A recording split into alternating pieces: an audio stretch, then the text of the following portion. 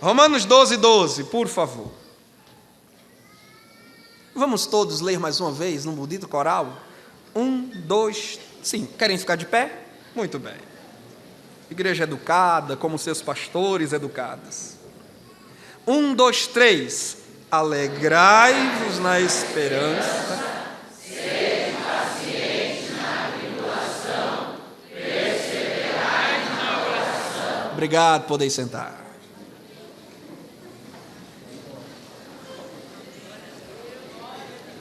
Meus irmãos, o capítulo 12 da carta aos Romanos é um capítulo de muitos conselhos práticos do apóstolo Paulo.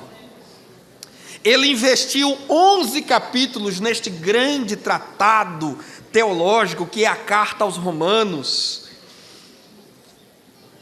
Ele investiu 11 capítulos para expor doutrinas várias, dentre as mais importantes da nossa fé cristã.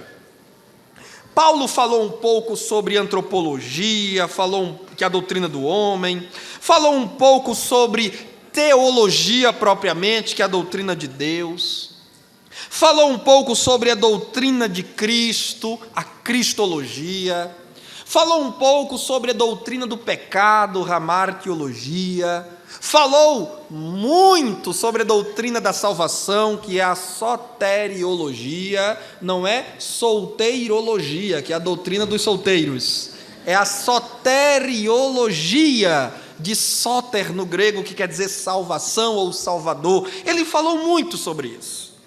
Mas agora, a partir do capítulo 12 até o 16, ele vai fazer um investimento na aplicação da doutrina que ele expôs em 11 capítulos. Então, são capítulos de caráter mais ético, mais prático, mais social, para traduzirmos no dia a dia a doutrina que nós lemos, ouvimos, cremos e entendemos. O capítulo 12, em especial, há muitas orientações pontuais. Você vai ler a partir do versículo 9, principalmente, até o versículo 21, e você vai ver muitos conselhos assim, como que se Paulo estivesse atirando, semelhantemente aos provérbios de Salomão, Paulo estivesse disparando várias orientações rápidas, recomendações rápidas, breves, objetivas e facilmente compreendidas. Por exemplo, mantenha a sua Bíblia aberta e confira, eu não vou explicar todo o texto, nossa base vai ser o versículo 12, mas só para você perceber esse contexto de recomendações breves, objetivas. Olha o que Paulo diz a partir do versículo 9. O amor seja não fingido, porque há quem ame apenas de palavras e de aparência, mas o coração não ama. Aí Paulo diz, o amor seja não fingido, aborrecei o mal, apegai-vos ao bem. Amai-vos cordialmente uns aos outros com amor fraternal. Fraternal no grego quer dizer irmãos, frater, irmãos, por isso nós dizemos fraternidade, palavra de origem grega que significa o mesmo de irmandade em português. Quando você diz fraternidade ou irmandade, está dizendo a mesma coisa. Amai-vos com amor de irmãos, né?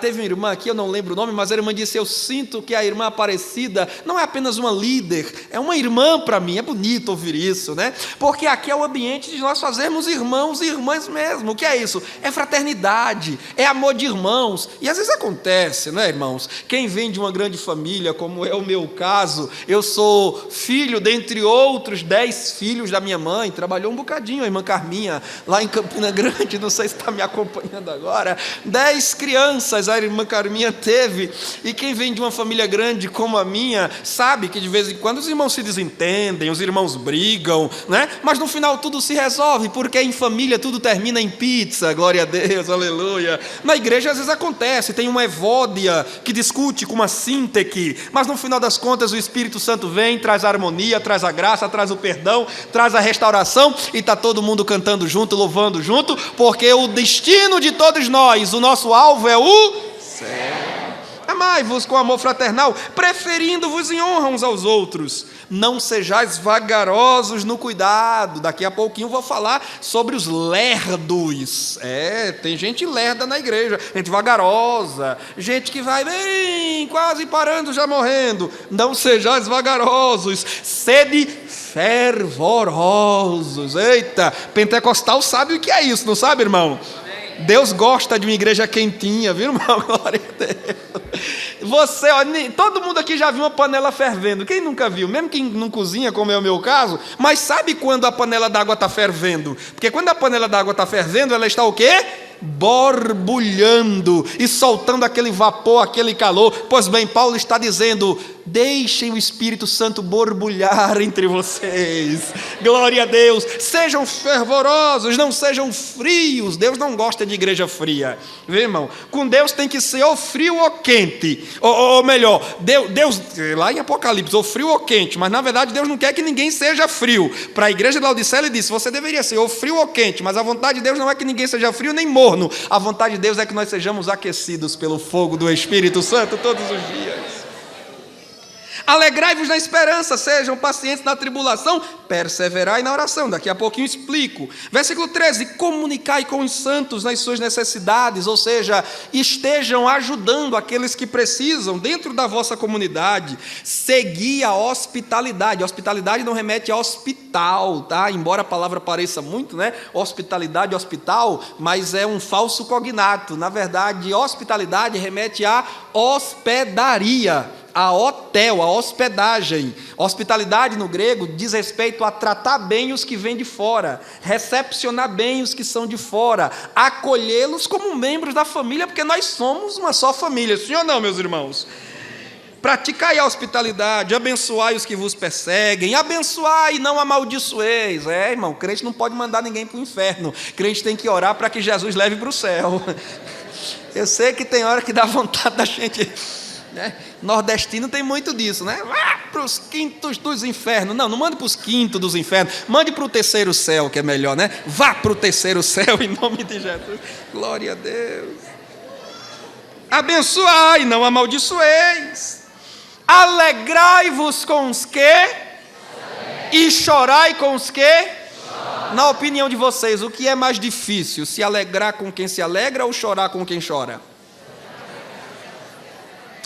Eu tenho uma suspeita de que chorar com quem chora é mais fácil. Você pode contratar as chamadas carpideiras para chorar em um enterro. Agora, para se alegrar com os que se alegram, aí só quem tem amor e quem celebra a vitória de seu irmão. O invejoso, ressentido, quando ele vê o outro se alegrando, é igual o irmão mais velho lá da parábola de Lucas 15. Mas por que estão fazendo festa para ele? Mas por que estão citando o nome dele? Mas por que estão presenteando ele? Por que ele? Por que ele? Por que ele? Você vai ficar o resto da vida perguntando por que ele. Até tinha uma data já agendada para ser o seu dia também, mas como você é ranzinza, briguento, arengueiro, encrenqueiro, mal-humorado e nunca se alegra com a vitória do outro, a tua também nunca vai chegar. Mas quando você se alegra com os que se alegram, você não precisa esperar a sua vitória chegar, porque ela já chegou. A bênção do irmão é a tua bênção também.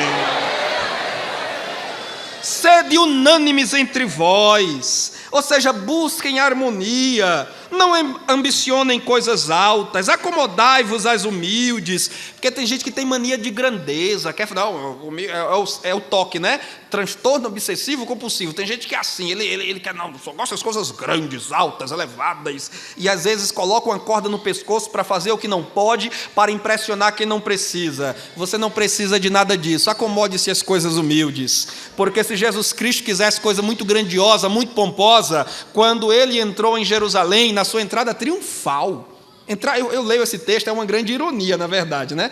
Entrada triunfal é uma ironia.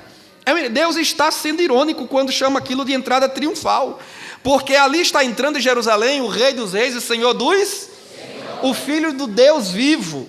O Emanuel, Deus conosco, quando ele vai entrar na sua entrada triunfal, irmão, qualquer pai, qualquer mãe que fizesse uma entrada triunfal de seu filho, uma festa de colação de grau, uma festa de casamento, você coloca tapete vermelho, você compra o mais caro e mais bonito vestido que você pode pagar, você vai para o melhor salão de festa, você oferece o melhor buffet possível, porque a entrada triunfal é um momento ímpar na vida do seu filho, seja a moça debutante completando 15 anos, seja o jovem que acabou de se formar na faculdade, seja a filha que está casando, aí vem Deus e na entrada triunfal do seu filho, não providenciou nenhuma cavalaria romana com a charretezinha adornada e enfeitada, não teve nem, irmãos, não teve nem pelotão de infantaria romana para fazer a escolta de Jesus. Quem fez a escolta de Jesus foram os pescadores da Galileia, Pedro, Tiago e João, e não tinha tapete vermelho aí na estrada de Jerusalém com ramos de árvore jogados no chão. E Jesus entra montado nos lombos de um. Vocês aqui no Sudeste nunca andaram de jumento não, mas quem é do Nordeste sabe que andar de jumento é um bicho desengonçado. Ô imagem feia, irmão. Você não sabe onde colocar os pés. É um negócio desconfortável. E o bicho tem hora que empanca igual a jumenta de balão e não quer sair. Não é bonito andar de jumento não. Mas está lá, o Filho de Deus na entrada triunfal, montado num jumento. Sabe o que ele está ensinando para a gente? Eu gosto das coisas humildes. Eu gosto das coisas simples. Aquilo que aos homens é pomposo, é grandioso, é maravilhoso, a mim não me impressiona. Eu me impressiono na beleza da simplicidade.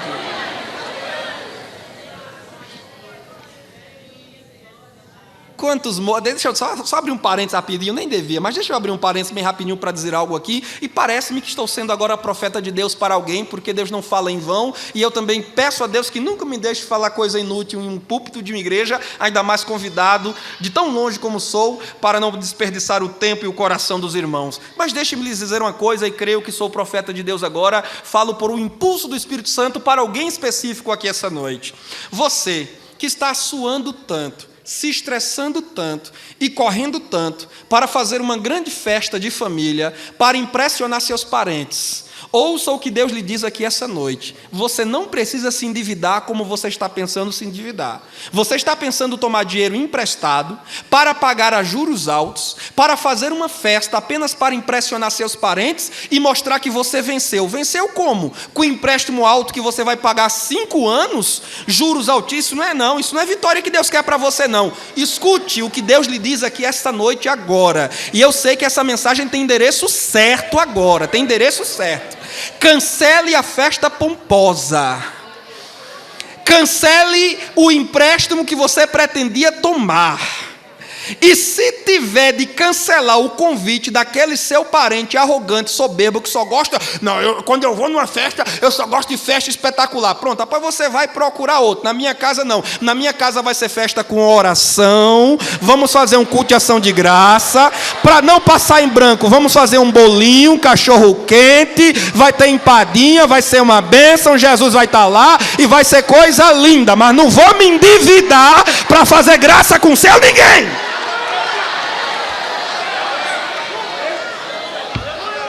Está ouvindo o que Jesus está falando? Não coloque corda no seu pescoço. Coloque a corda no jumento, monte na cacunda dele e vá-se embora. Porque você não é melhor do que Jesus, não.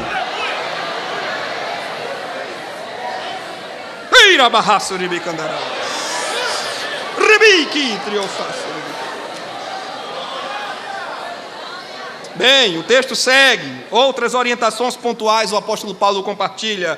Deixe-me voltar para o texto base, o versículo 12. Eu só vou pedir uma coisa a vocês.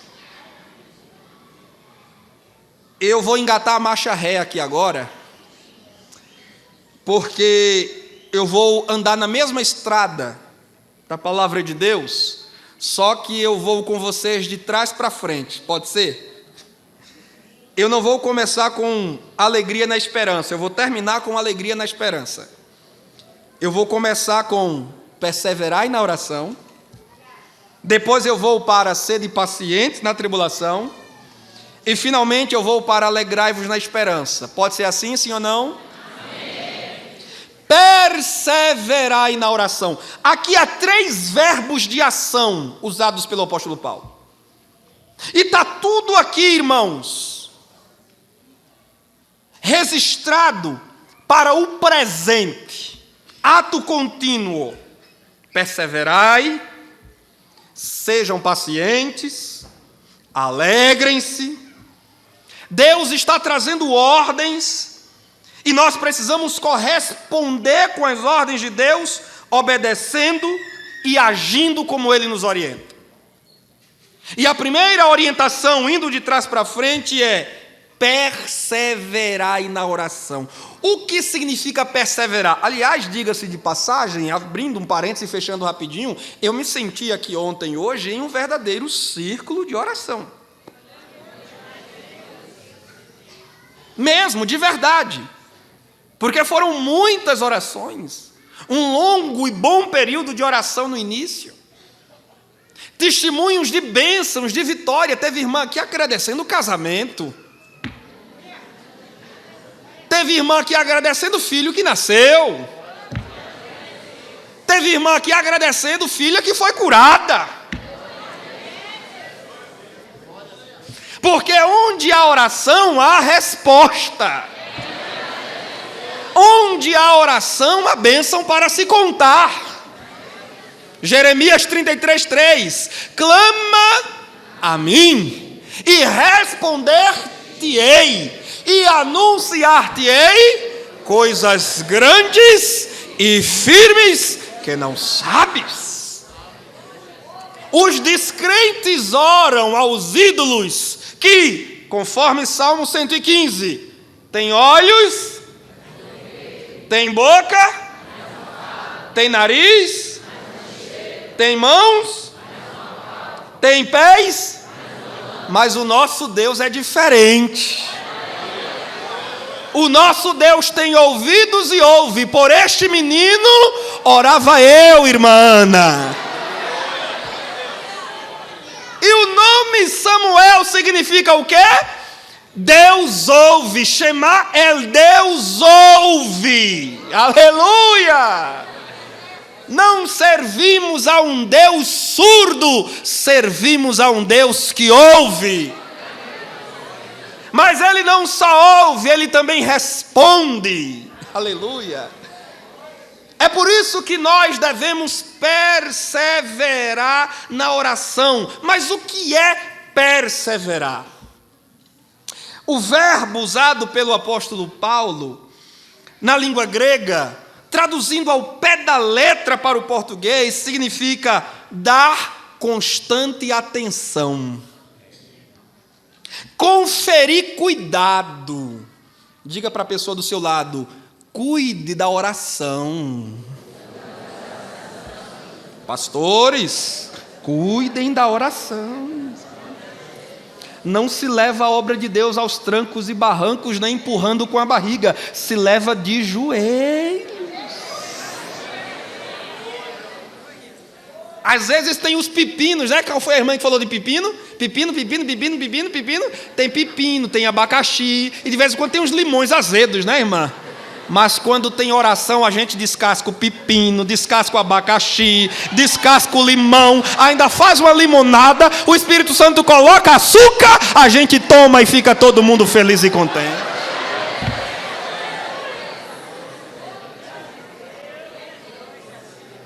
Agora, quando se quer levar na força, no impulso, no desaforo, não, porque comigo é assim, eu não levo o desaforo para casa, bateu, levou, falou, vai me ouvir, eu vou pegar. Aí, meu amigo, é briga, é pega para capar, é gente brigando o ano inteiro, é regente que não se dá com regente, é dirigente que não se dá com pastor, é pastor que não se dá com ovelha. Por quê? Porque as engrenagens não estão, irmãos, azeitadas pelo óleo do Espírito Santo. Aí, quando não tem o azeite, aí há muito barulho, há muita zoada, as engrenagens ficam arranhando. Mas quando a oração, o céu se abre, o Espírito desce, a torneira de Deus é aberta, o azeite é derramado, e aí fica todo mundo em união, fica todo mundo em paz. E ó, quão bom e quão suave é que os irmãos vivam em união. O trabalho é suave, o louvor é suave, a direção do culto é suave, a pregação é suave.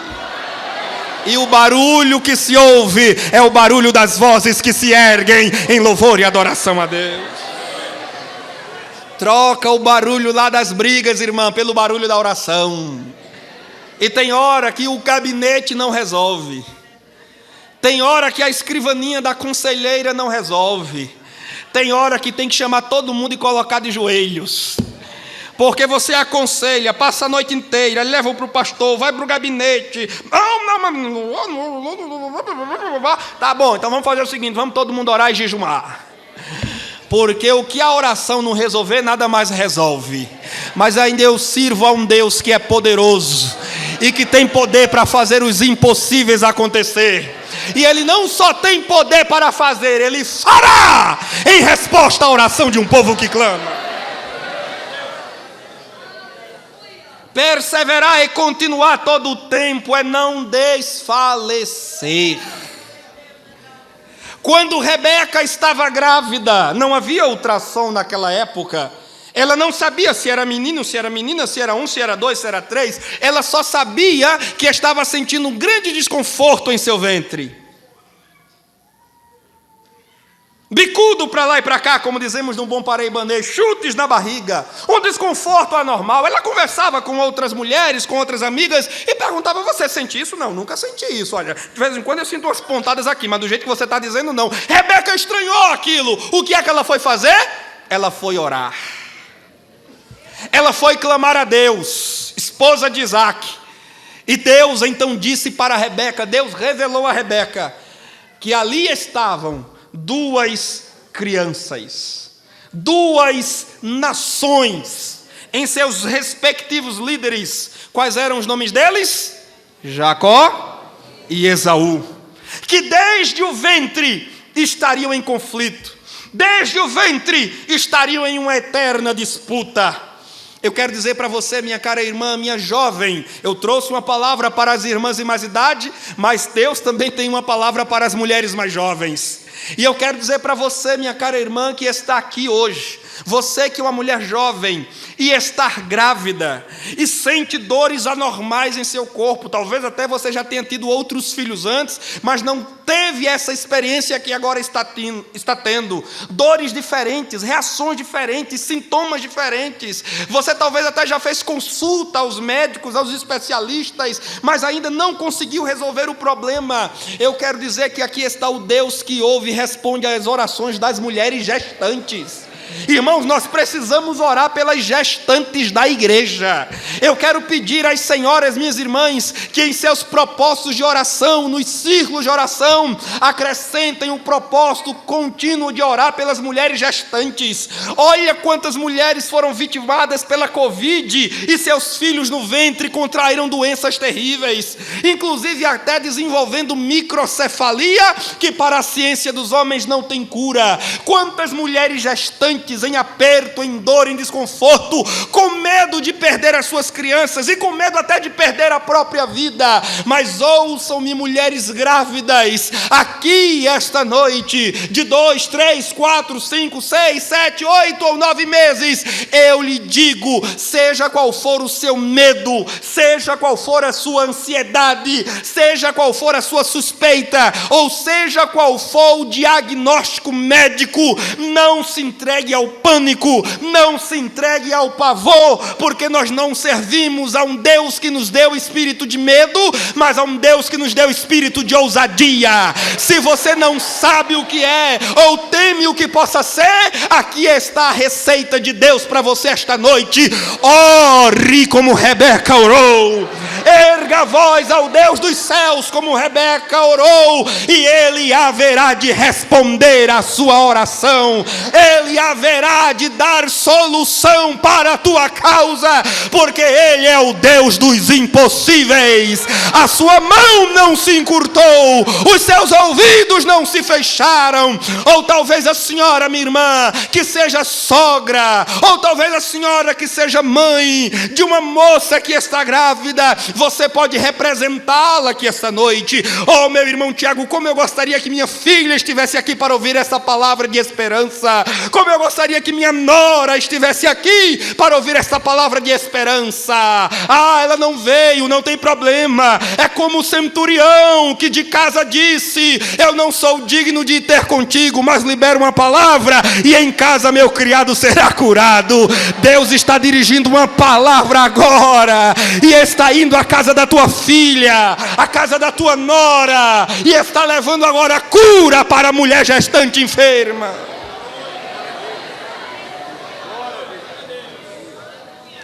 Louvado seja Deus. O apóstolo Paulo, que nos diz: perseverai na oração. Em suas cartas, ele é autor de 13 cartas.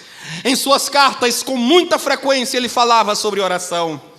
Oração foi um tema corriqueiro na produção escrita do apóstolo Paulo. Diga-se de passagem, o maior teólogo do cristianismo.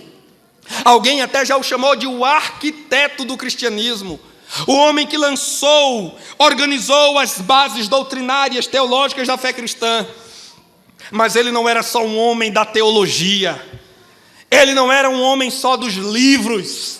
Ele era um homem também do quarto secreto da oração. Aliás, agora dirijo uma palavra aos mestres da igreja, aos professores da igreja, aos teólogos da igreja. E é bom que a igreja tenha, porque são dádivas de Deus para a igreja. Teólogo também o sou por graça de Deus. Escritor também o sou pela graça de Deus. Mas deixe-me lhes dizer, teólogos, o ministério de um homem de Deus não se fundamenta só na palavra.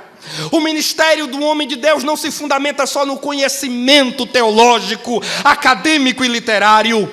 Há muito professor de EBD que é bom de Bíblia, mas é ruim de oração. Há muito teólogo de igreja que conhece grego, hebraico, aramaico, latim, português, conhece tudo, sabe tudo, é bom na exegese, é bom na hermenêutica, mas se colocá-lo para orar, ele é fraco, ele é tímido, ele é apático. Há muitos que conhecem a Bíblia de uma ponta a outra, mas não conhecem o Deus da Bíblia pela intimidade pessoal. Não basta que conheçamos a palavra de Deus, é necessário conhecermos o Deus da palavra. Não basta que saibamos recitar longas e demoradas porções da Bíblia Sagrada. Alguns até citam em hebraico, mas não basta citar a Bíblia em hebraico. É preciso conhecer o Deus da Bíblia e do hebraico. E alguns até citam Paulo com muita deferência, com muita estima, porque Paulo, estudioso, Paulo, teólogo, é verdade, é tudo isso, mas leia direitinho Paulo, leia o que Lucas diz sobre ele no livro de Atos, leia o que ele diz nas suas próprias cartas, e você verá que Paulo era um homem de palavra, sim, Paulo era um homem de doutrina, sim, Paulo era um mestre na palavra, sim, Paulo era um teólogo, sim, mas ele era também um intercessor, ele era também um suplicante, ele era um homem também do recinto secreto da oração, e só porque ele orava, ele foi o gigante da fé que ele foi. Minhas caras irmãs, palavra e oração. Digam comigo, palavra e oração. Assim caminha o cristão. Glória a Deus. Quando vamos para Romanos, a primeira carta, observe como Paulo fala sobre a oração em todas as suas cartas. Romanos 12:12, perseverai na oração. 1 Coríntios 14:13, texto para pentecostal nenhum botar defeito. Paulo diz: o que fala em línguas, ore para que possa interpretar. Pergunta para a pessoa do teu lado: tu fala em línguas? Pergunte aí: tu fala em línguas? Ore para que possa interpretar. O cessacionista diz: não, esse negócio de língua dá muita bagunça, isso dá muita zoada, é muita contenda, é muita meninice. Não, os dons cessaram porque isso causa muito tumulto na igreja. Paulo não era cessacionista, Paulo era continuista. Ele prega a continuidade dos dons espirituais. Para uma igreja onde os dons estavam sendo usados de forma desorganizada, ele não chegou e disse: vamos acabar com os dons, que eu estou vendo que isso está dando muito trabalho, está dando muita dor de cabeça, vocês não estão usando direito, vamos fazer o seguinte, vamos jogar água suja fora e e o bebê também. Não. Para uma igreja que estava usando mal os dons, Paulo diz, olha, usem bem os dons. E na verdade, eu quero que vocês façam o seguinte, busquem outros dons a mais além do que você já tem. Quem fala em línguas, agora ore para que possa interpretar. Porque com Deus é sempre assim, é cada vez mais. Quem pensa que já alcançou tudo e que já tem de tudo, lê do engano. Deus tem sempre mais. Você não é crente, ele tem a salvação. Você tem a salvação, ele agora tem um batismo no Espírito Santo. Você tem um batismo no Espírito Santo, ele tem os dons espirituais. Você tem os dons, ele agora tem a santidade na tua vida. Você tem a santidade, ele tem um serviço cristão para você servir na obra de Deus. E quando já não tiver mais nada que a gente fazer ou receber aqui, a gente tem o céu lá em cima, louvado seja o seu nome. Segundo aos Coríntios 13:7, pelo seu próprio exemplo, Paulo nos ensina a orar, dizendo, estamos orando a Deus, por vocês, para que façam somente o bem e não o mal. Na carta aos Gálatas, capítulo 4, versículo 6, Paulo faz uma menção indireta, mas ele está se referindo à oração, porque ele diz, porque vós sois filhos, Deus enviou ao nosso coração o seu Espírito, pelo qual clamamos, Abba, Pai. Abba era o termo aramaico usado pelas crianças para se referir ao seu pai. Paulo está dizendo, como criancinhas perante Deus. Por isso que cantamos, quero ser como criança, te adorar pelo que és. Como crianças comparecemos diante do nosso pai, totalmente isentos de pretensões arrogantes e soberbas. Comparecemos-nos diante dele e dizemos, Abba, Pai, tu és o meu pai, tu és o meu Deus, tu és o meu Senhor, louvado seja o seu nome. Na carta aos Efésios, capítulo 6, versículo 18, Paulo diz, orando em todo tempo. Qual é o tempo para orar? Todo tempo, com toda oração e súplica no Espírito, e vigiando com toda oração e súplica por todos os santos. Esse é o versículo na Bíblia onde Paulo mais enfatiza a oração. 5 vezes ele menciona a oração, orando em todo tempo, com toda oração e súplica no Espírito, e vigiando com toda oração e súplica por todos os santos. Irmão, crente tem mais é que orar mesmo, irmão. Não tem desculpa não tem mamãe me chora, não tem esse negócio de eu não tenho tempo, a vida é muito corrida, eu sou dona de casa, porque tem almoço para cuidar, tem menino para dar banho, para levar para a escola, tem marido, tem igreja, tem trabalho, eu não tenho tempo para orar. Paulo está dizendo, orando em todo o tempo. É lavando os pratos e orando. É varrendo a casa e orando. É passando roupa e orando. É regando o jardim e orando. É vindo para a igreja, pegando 2 ônibus e orando. É na garupa da moto com o marido, orando. É viajando de avião e orando. É no leito de hospital e orando. Não falta tempo para orar, porque Deus tem nos dado tempo. Filipenses 4:6, não andeis ansiosos por coisa alguma, antes sejam conhecidos diante de Deus as vossas petições por oração e súplica, com ações de graças. Atenção, porque aqui há uma novidade. Paulo está dizendo, você tem ansiedade? Você tem desejos? Você tem sonhos? Você tem crises? Você tem problemas? Não fique mastigando isso, porque você não vai resolver isso mastigando.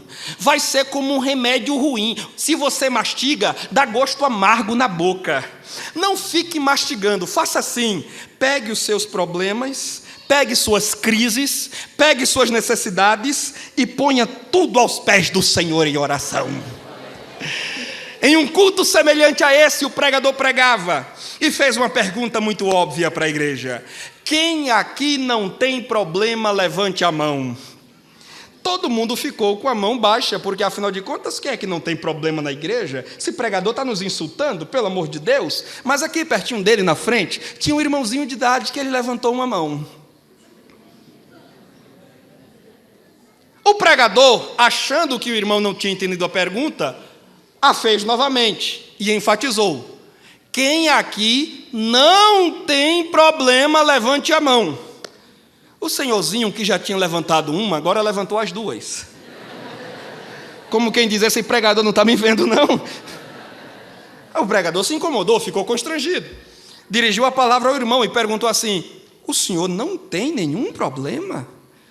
O irmãozinho, com muita sabedoria, respondeu: olha, ter eu até tinha, mas depois que eu entreguei a Jesus, deixou de ser meu problema e passou a ser problema dele.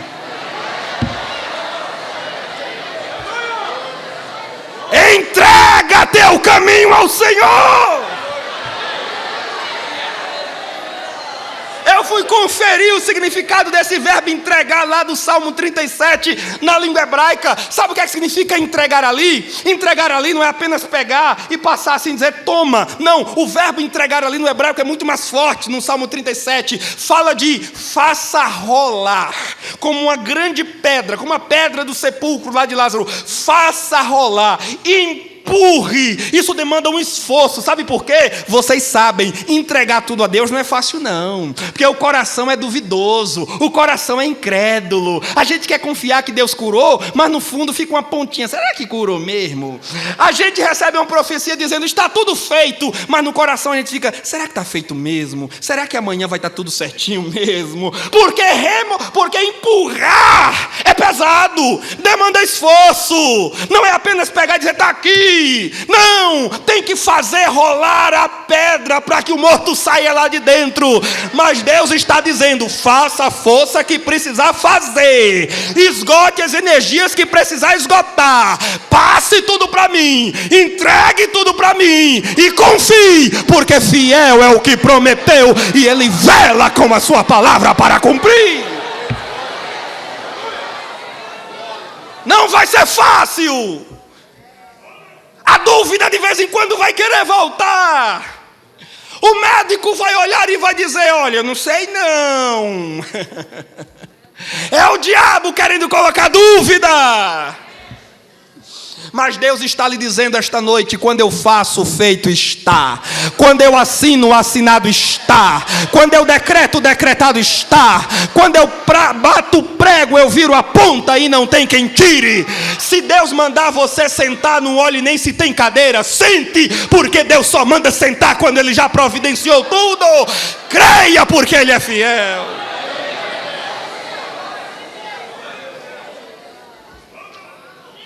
Empurre, diga para a irmã do seu lado: empurre para Jesus.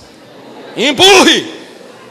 Não fique com problema não, porque problema segurado, mantido, vai desenvolver ansiedade, vai desenvolver crises, vai desenvolver depressão. Mas Deus está curando e livrando você de depressão, dizendo: empurre para mim, empurre para mim, empurre para mim, empurre para mim. O problema é maior do que você, mas é menor do que eu. Empurre para mim. Colossenses 4:2, Paulo diz: perseverai na oração, vigiando com ações de graças. Essa novidade de Paulo, ações de graças, o que significa? Gratidão, agradecimento. Paulo está dizendo para nós: orem, levem a Deus os vossos pedidos, mas ao mesmo tempo, já agradeçam. Já agradeça. Agora, atenção, agradeça pelo que quer que Deus faça. O que quer que Deus faça em resposta à sua oração, agradeça. Se Ele disser sim, obrigado. Se Ele disser não, obrigado do mesmo jeito. Se Ele fizer, obrigado. Se Ele não fizer, obrigado do mesmo jeito. Porque daqui não somos e aqui não vamos ficar. Somos peregrinos e estamos de passagem. Nosso ponto de chegada é o céu. Ore com ações de graça, porque Deus não ouve oração de murmurador. Murmurador morre no deserto. Queixoso morre no deserto. E coisa triste é para um homem ser casado com uma mulher murmuradora. Um homem que tinha muita experiência de casamento na Bíblia foi quem disse isso.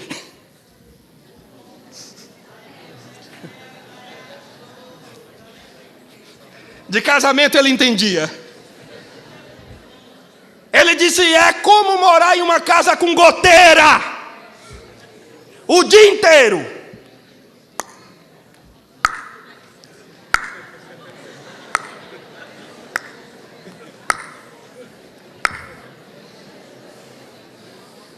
Conserta essa goteira lá na tua casa, irmã. Conserta essa goteira lá na tua casa, irmão. Para de ficar gotejando tristeza, amargura. Tem mulher, irmãos, que reclama até quando a bênção é muito grande. Você acredita? Um irmão chegou para mim outro dia e disse: irmão Tiago, minha mulher está com raiva de mim. Eu digo: por quê? Mulher com raiva de marido não é nenhuma novidade. Mas eu quis saber o porquê. É porque eu fiz uma feira muito grande. Tão grande que não deu para guardar no armário. Aí ela ficou com raiva. Tu compra esse monte de coisa, onde é que eu vou guardar isso aqui? Onde é que... Eu digo: irmão, tá aqui meu telefone. Se o irmão fizer uma feira dessa mês que vem e não tiver onde guardar e a esposa ficar com raiva, me liga que eu vou lá buscar. Mulher arengueira, briguenta, rancisa, contenciosa, conserte essa goteira em nome de Jesus. Dê graças a Deus pelo que Ele é, pelo que Ele tem dado, pelo que Ele tem feito e pelo que Ele tem prometido, que ainda não aconteceu, mas promessa de Deus é prego batido e ponta virada. Ações de graças. E o pior não é nada, pastor Tarcísio. O pior é que um dia eu pregando sobre isso em uma igreja, eu contei esse testemunho. Sabe o que aconteceu? Uma irmã no final do culto veio para mim e disse assim: por que você está falando da minha vida no púlpito?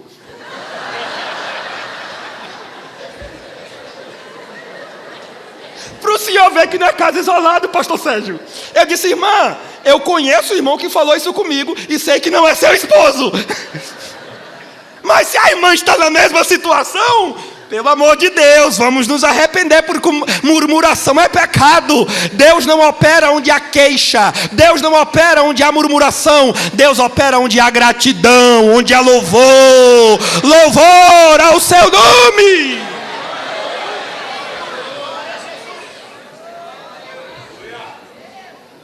1 Tessalonicenses 5,17. Todo mundo conhece esse versículo de Paulo. Quer ver? Orai. Eita, louvado seja Deus, sem cessar.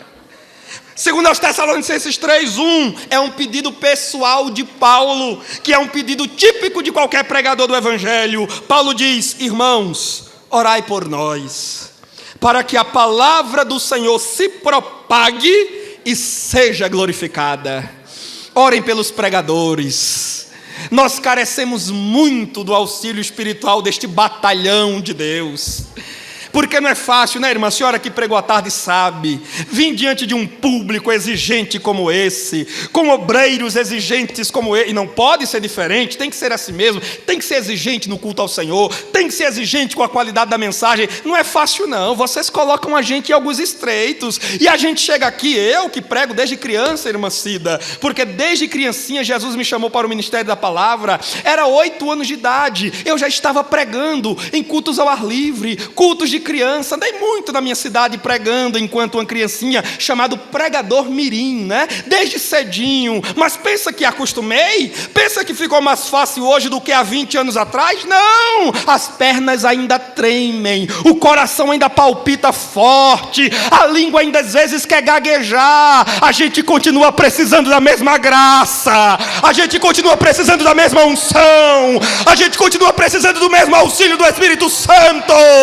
Não Não tem esse cabra bom que chegue aqui e diga: eu vou botar para quebrar. Porque tem pregador que é assim, é exibido, é mostrado. Eu vou botar para quebrar. Quando ele não diz isso antes de subir aqui, ele diz depois que desce. Sai para os amigos e vai contar vantagem. Hoje eu quebrei tudo. Hoje eu destruí o culto. Meu irmão, hoje foi raios e trovões. O céu desceu, a igreja subiu. Às vezes não foi nem essa coisa toda, mas ele é fabuloso, é orgulhoso, é exibido, é mostrado. Gosta de contar vantagem, a ficar aumentando o negócio mais do que foi. Mas pregador de verdade, que prega o evangelho, ele sobe aqui com humildade, ele treme ali sentado, ele está aqui pregando, mas o coração está pedindo graça e misericórdia a Deus. Mas quando vocês oram aí de baixo, o céu aqui em cima se abre.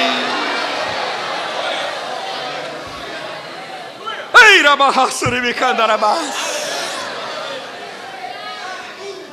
1 Timóteo 2,8, Paulo diz: quero que os homens orem em todo lugar, levantando as mãos santas, sem ira e sem contenda. 2 Timóteo 1,3, novamente pelo seu próprio exemplo, ele diz: dou graças a Deus a quem sirvo com consciência pura, porque sem cessar me lembro de ti, Timóteo, nas minhas orações. Paulo adotou Timóteo como um filho de intercessão, como um filho de oração.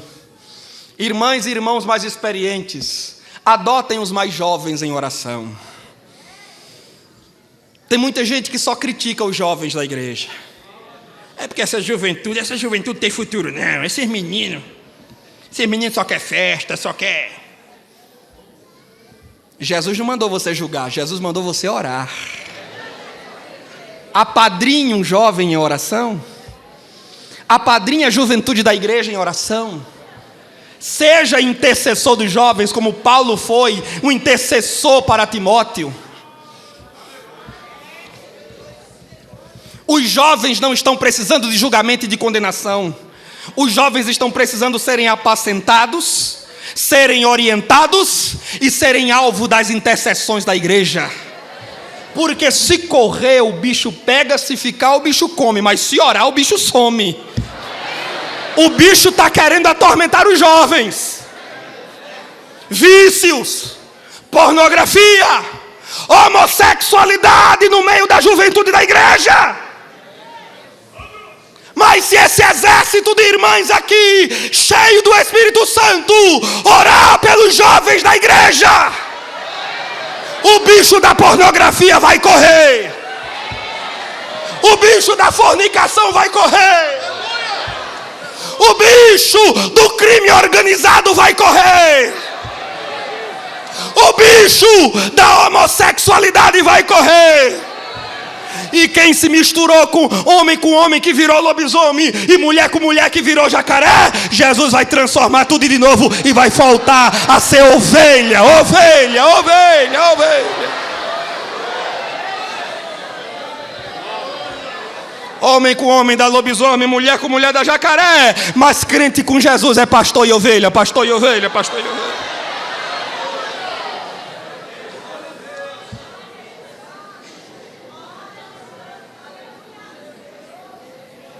Aleluia, aleluia, aleluia. Eu estou pregando porque creio. Se eu não cresce nessa palavra, eu estava vendendo qualquer coisa agora. Estava vendendo cachorro quente, pizza, empadinha. Eu estou pregando porque creio nesta palavra. Se este povo orar, o inferno vai correr.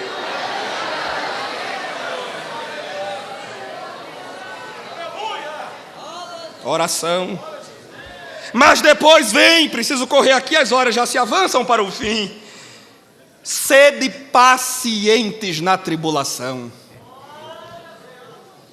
Agora responda para mim o que é ser paciente, diga para mim. Não estou pedindo para você perguntar, estou pedindo para você responder.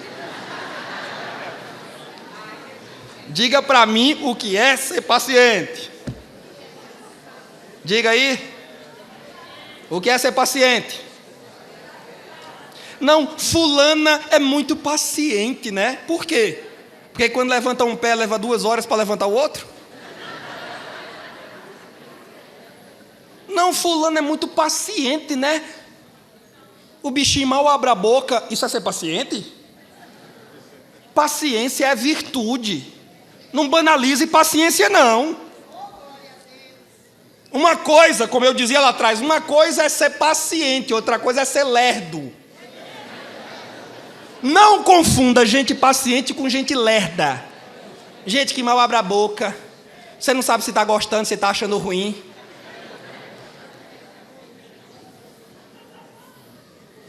Gente vagarosa. Gente vagarosa não é paciente, é preguiçosa. Não confunda paciente com preguiçoso. Paciente, sabe o que é? Eu vou dizer a você. Paciente, na língua grega, hipomeno, significa não sair, resistir, sofrer, aguentar bravamente. Sejam pacientes na tribulação. O que Paulo está dizendo não é só para você esperar, ficar quietinho no seu canto. Ficar quietinho não é sinônimo de paciente. Ser paciente é: fique onde Deus lhe colocou e suporte o que tiver de suportar. Aguente o que tiver de aguentar. Deus só lhe colocou lá porque sabia que você tinha estrutura. Se ele soubesse que você não tinha estrutura, ele tinha colocado o outro no seu lugar. Ele lhe colocou porque ele sabe que você aguenta. Diga para a irmã do seu lado: aguente!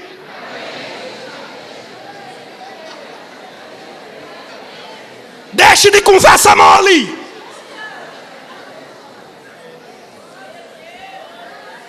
Você deu à luz a 5 meninos, em meio a tanta dor, pensava que ia morrer, não morreu, está aí contando vitória. Não vai aguentar a liderança de um conjunto. Não vai aguentar levar o ciclo de oração até dezembro. Aguenta!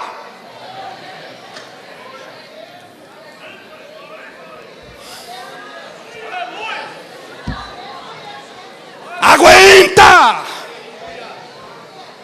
Sede pacientes.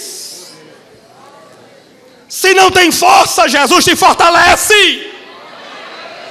Se não sabe fazer, Jesus te ensina. Se acha que já passou da idade e tem hora que vem para a igreja e os ossos vêm fazendo no caminho traque, traque, traque, vai fazer traque, traque, mas você vai vir e vai fazer o que ele colocou na sua mão para fazer. Mas você aguenta.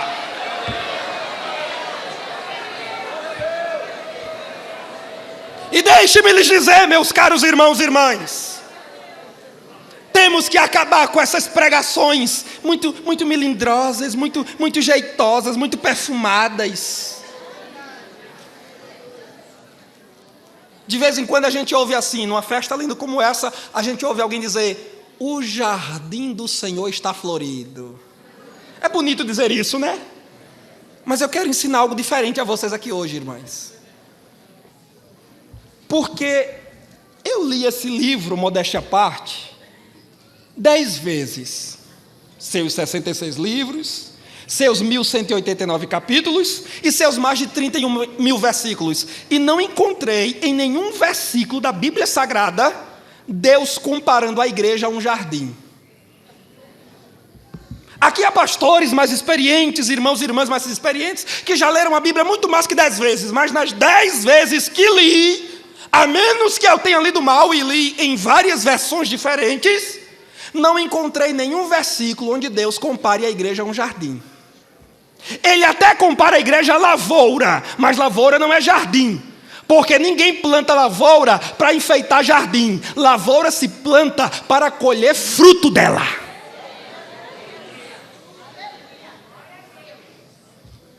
De onde foi que tiraram esse negócio da igreja como jardim? Aí fica as irmãzinhas tudo muito mole. É uma malemolência. Qualquer cara feiazinha, não vou mais. Pastor, estiver achando ruim, arrume outra para botar no meu lugar. Só sinto vontade de morrer. Deixa de ser mole. Deixa de ser frouxo.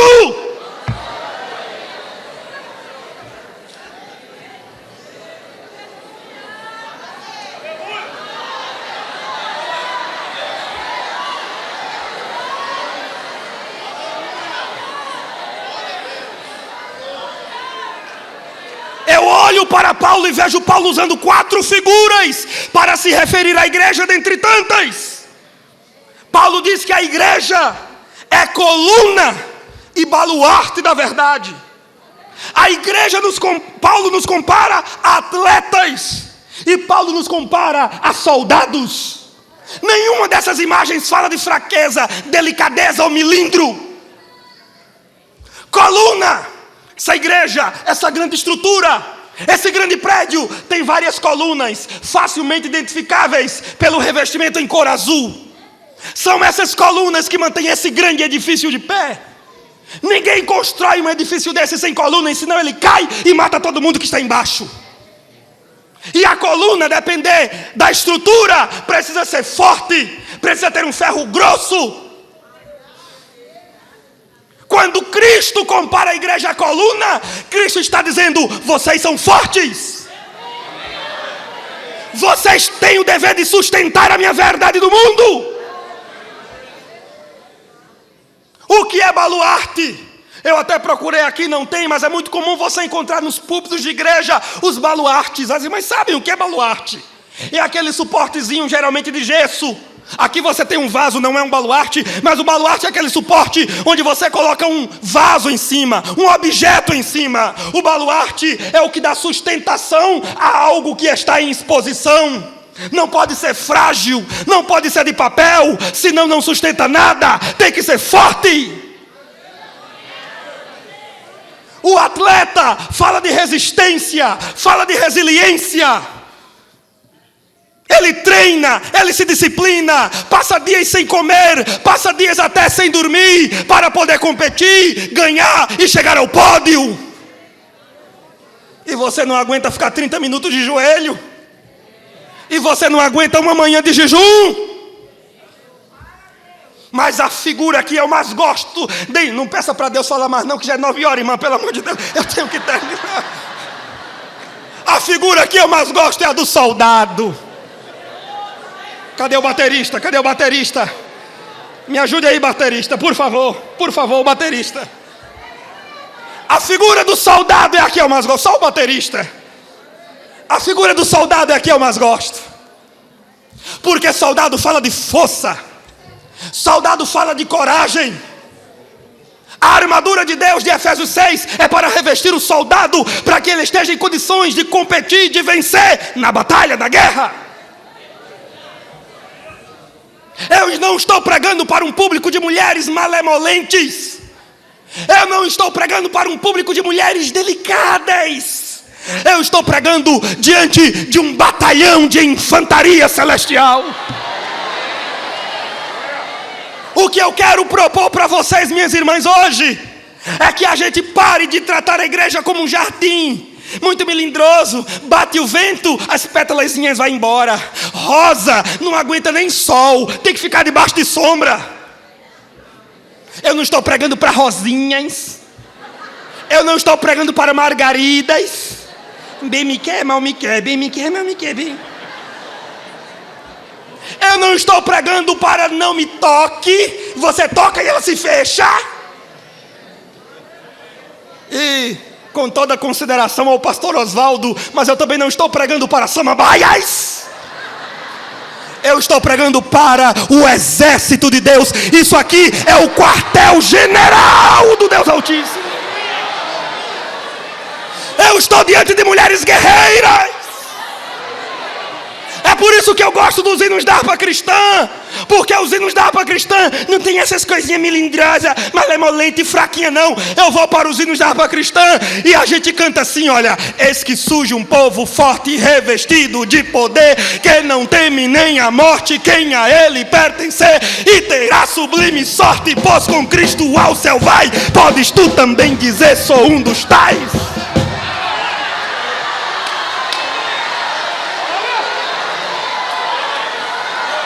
Você pode dizer que é um dos tais? Não teme nem a morte.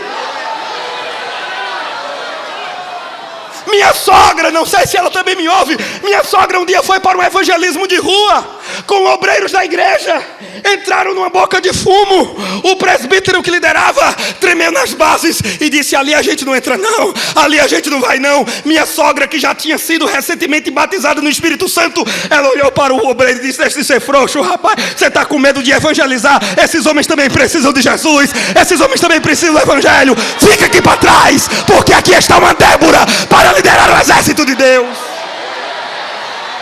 Tem muita mulher aí que não deve nada a homem nenhum, porque a mulher é ungida, valente e forte.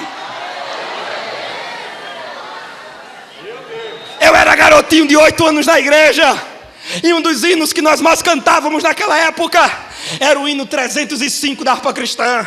Não tem moleza não, é assim ó: soldados somos de Jesus.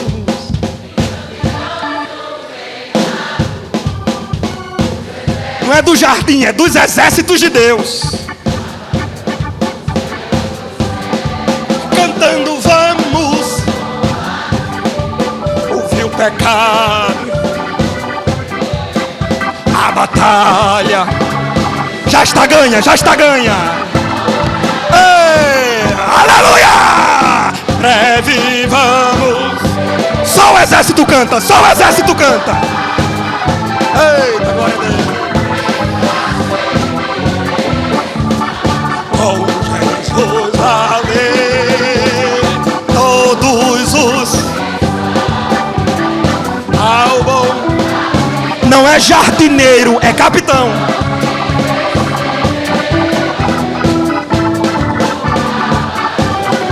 Quem vai ganhar a batalha? Quem vai ganhar a batalha? Quem vai ganhar a batalha? Quem vai ganhar? Quem vai ganhar? Quem vai ganhar?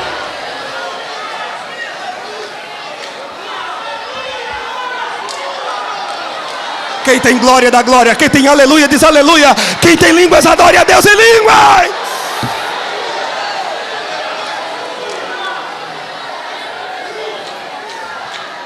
Seja forte, irmã, enxuga as lágrimas do teu rosto, reprime a tua voz de choro, porque há recompensa para o teu trabalho.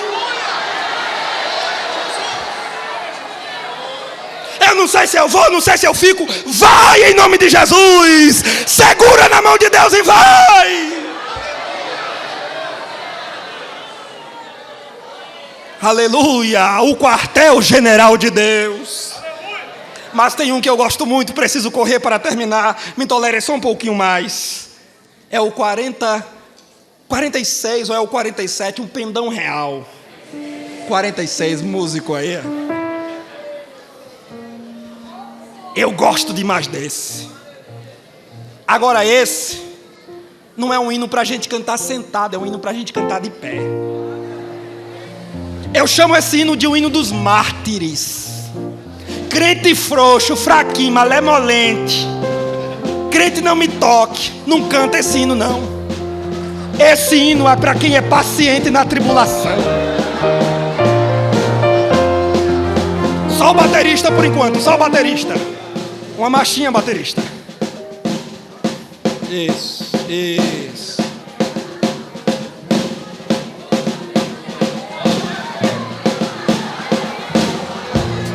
A gente vai cantar como um exército.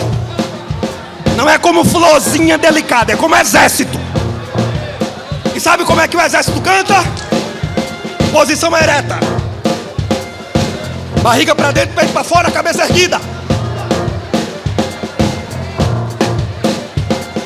O diabo disse: eu vou acabar com ela. Jesus disse: vai não, é soldado do meu exército. Vamos lá, vamos lá. Barriga para dentro, peito para fora, cabeça erguida. Posição de soldado.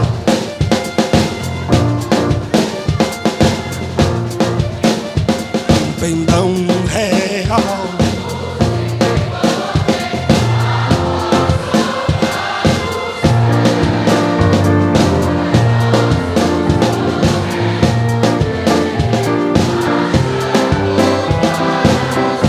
Levante o pendão, levante o pendão. Sem temor, por Cristo prontos a sofrer. Em alto erguei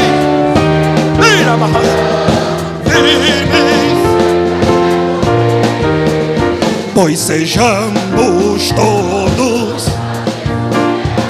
ao seu. os que na batalha só o exército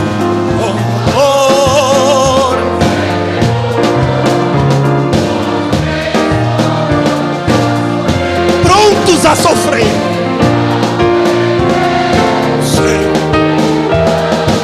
Firmes.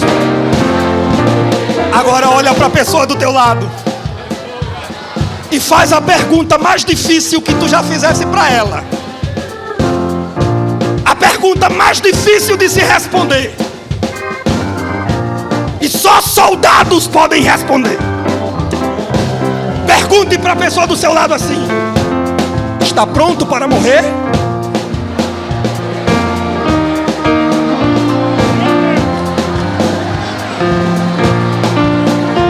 Está pronto para morrer pelo teu Senhor? Estás pronto a dar a vida pelo teu Deus? O autor da carta aos Hebreus disse: vocês ainda não resistiram até o sangue. Você está pensando que é prova o que você está passando? Não, é um ventinho de nada.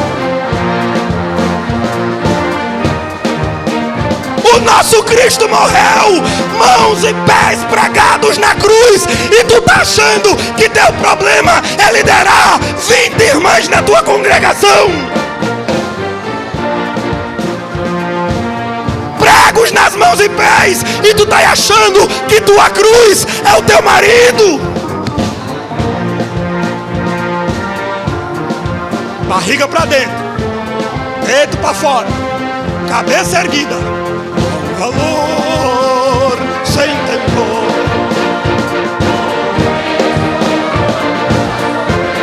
Mais uma vez.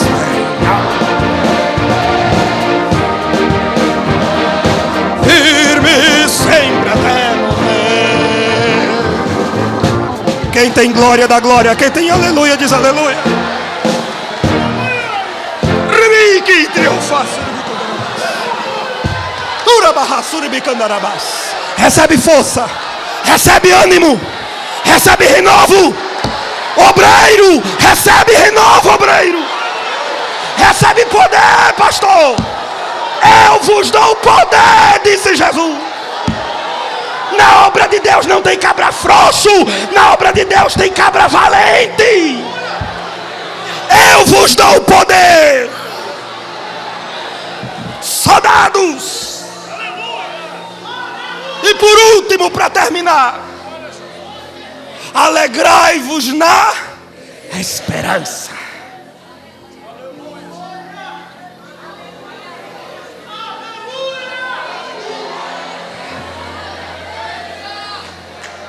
Quem se alegra no dinheiro, a alegria se acaba quando o dinheiro se acaba. Quem se alegra no emprego, a alegria se acaba quando a porta se fecha. Quem se alegra só nos filhos, quando os filhos crescem, casam e vão morar fora, a alegria se acaba. E a irmã fica deprimida dentro de casa, porque o bem maior, mais precioso, eram os filhos. Teus filhos não são teus. Teus filhos são do Senhor. Ele te... Tu cuidasses o tempo que Deus queria que tu cuidasses, agora é com Deus. Jesus vai tirar eles de casa, vai construir uma história para eles, mas tu não vai ficar sozinha não. Todo dia vai estar contigo o Pai, o Filho, o Espírito Santo e um batalhão de anjos. E essa igreja linda vai estar pertinho de você.